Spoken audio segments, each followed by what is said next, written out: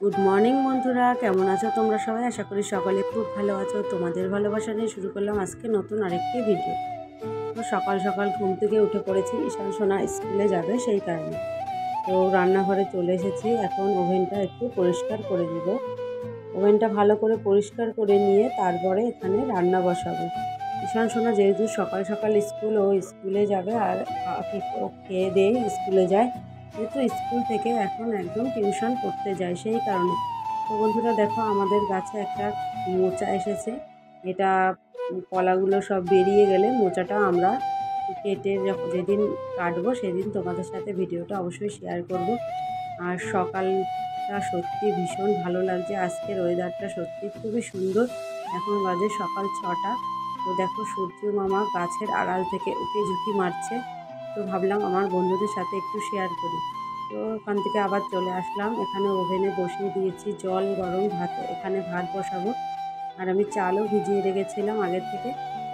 তো আর এদিকে ডাল সিদ্ধ করব বলে গ্যাসে জল গরম বসিয়ে দিয়েছি। তারপরে চলে আসলাম একটু ছাদে।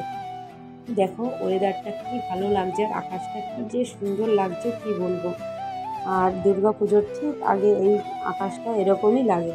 আর সত্যি মন প্রাণ ভরে যায় এরকম আকাশ দেখলে। যেদিকে তাকাই সেদিকেই সুন্দর আকাশি কালারের, আর সব থেকে মেঘগুলো ভাসে সাদা সাদা, বেশ ভালো লাগে। আর ঈশান সোনার টিফিনে আজকে রুটি আর আলু ভাজা দেবো। দোকানের খাবারগুলো এখন যেন আর সত্যি ভালো লাগে না দিতে। তো সেই কারণে বাড়িতেই টিফিন বানিয়ে ওকে এখন বেশ কিছুদিন ধরে দিচ্ছি। তো ঈশান সোনা খেয়ে দিয়ে একদম রেডি হয়ে চলে এসেছে রাস্তায়, আর ঈশান সোনাকে নিয়ে আমিও বেরিয়ে পড়েছি সাইকেল নিয়ে ওর স্কুলের উদ্দেশ্যে। তো ঈশান সোনাকে স্কুলে দিয়ে আমি বাড়িতে চলে এসেছি। আর জ্বর হয়ে শরীরটা ভীষণ দুর্বল হয়ে পড়েছে, তারপরে সাইকেলে আমাকে কন্টিনিউ যেতে হচ্ছে। যেহেতু বাড়িতে আর কেউ থাকে না সেই কারণে আমাকে যেতে হয় ওকে স্কুলে টিউশন করতে নিয়ে, তারপরে বাজার করা দিয়ে সব কিছুই আমাকেই করতে হয়। সেই কারণে শরীরটা আরোই দুর্বল হয়ে পড়েছে। তো কুলেখাড়ার শাক তুলেছিলাম, ওটাকে রস করে নিয়েছি, ভালো করে ধুয়ে নিয়েছি। যেহেতু এখন বৃষ্টির সময় নানান রকমের পোকামাকড়ের উৎপাত, সেই কারণে বেশ ভালো করে ধুয়ে রসটা করে নিয়েছি। এবার আমি এই রসটা খেয়ে নেব। আমার একদমই ভালো লাগে না এইসব রস খেতে, কিন্তু কী করবো, শরীর যেহেতু প্রচণ্ড দুর্বল সেই কারণে আমাকে খেতেই হবে। তো সত্যি খেয়ে মুখটা একদমই ভালো লাগছিল না। তারপরে আবার সকালে খাওয়া দাওয়া করে বেরিয়ে পড়লাম আবার ঈশানকে স্কুল থেকে নিয়ে আসার জন্য। 10:30 বাজে এখন। তো ঈশান সোনা স্কুল থেকে বেরিয়ে পড়েছে, আর প্রচণ্ড গরম। আর ওদের স্কুলের সামনে একজন আঙ্কেল আখের রস নিয়ে বসেছে। তো ঈশান সোনা বললো আখের রস খাবে। আর ও যেহেতু কোনো ফলই খায় না, তো সেই কারণে আখের রস খেতে চাইলো, তাই আমি আর না করলাম না, ওকে কিনে দিলাম। আর এতটাই গরম পড়ছে এই কয়দিন ধরে, কি বলবো, প্রচণ্ড রোদের তাপ। ঈশান সোনার শরীরটাও বেশ বসে যাচ্ছে। স্নানও ঠিক মতো করতে পারছে না, যেহেতু স্কুল থেকে টিউশন করে বাড়ি এসে অনেকটাই দেরি হয়ে যাচ্ছে। তাড়াতাড়ি স্নান করিয়ে আবার খাইয়ে দিচ্ছে, তাই কোনো রকম স্নানটা করছে, সেই কারণে শরীরটা বসে যাচ্ছে। ঈশান সোনাকে টিউশন করতে দিয়ে এসে বাড়ি এসে আমি তাড়াতাড়ি করে আবার রান্নাটা সেরে নিলাম। যেহেতু সকালে ডাল সিদ্ধ আর ভাত করেছিলাম আর আলু ভাজা করেছিলাম সেই কারণে।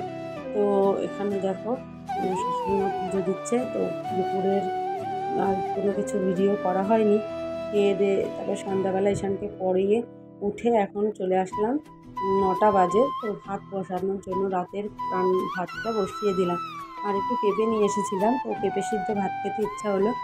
আর এই যে চাল কুমড়োটা দেখছো, এটাই করব। আর এখানে আছে ঈশান সোনার জন্য চিকেনের পাতলা ঝোল। তো ঈশান সোনাকে অতটা ঝোল দেওয়া হবে না। তো এখন আজকে রাতে এটাই আমরা খাবো। আর এখানে পেঁপে সিদ্ধ ভাত করছি, আর এখানে আছে ডিম আমাদের জন্য। যেহেতু আমরা চিকেন পছন্দ করি না সেই কারণে এটা ঈশানের জন্য চিকেনটা। আর এখানে কিছু শাক তুলেছি আমরা, ছেঁচি শাক আর কলমি শাক মিলানো আছে। এগুলো আমাদের বাড়ির থেকে তোলা, বাজারের কেনা শাক নয়। আর এখানে আমি কিছু কুলেখাড়া শাক আরও তুলে রেখেছি, কালকে সকালে খাবো সেই কারণে। আর চাল কুমড়োটা দেখেছিলে, ওটাকে এখন হাফ কেটে ভাজা করলাম। ঈশান সোনাও পড়াশুনো করছে, আমি ওকে এতক্ষণ পড়াচ্ছিলাম। তো আমি যেহেতু রান্না করতে এসেছি তাই ঠাকুমার কাছেই পড়ছি। তো আজকে ভিডিওটা এখানেই শেষ করলাম। ভিডিওটা কেমন লাগলো অবশ্যই কমেন্ট করে জানিও।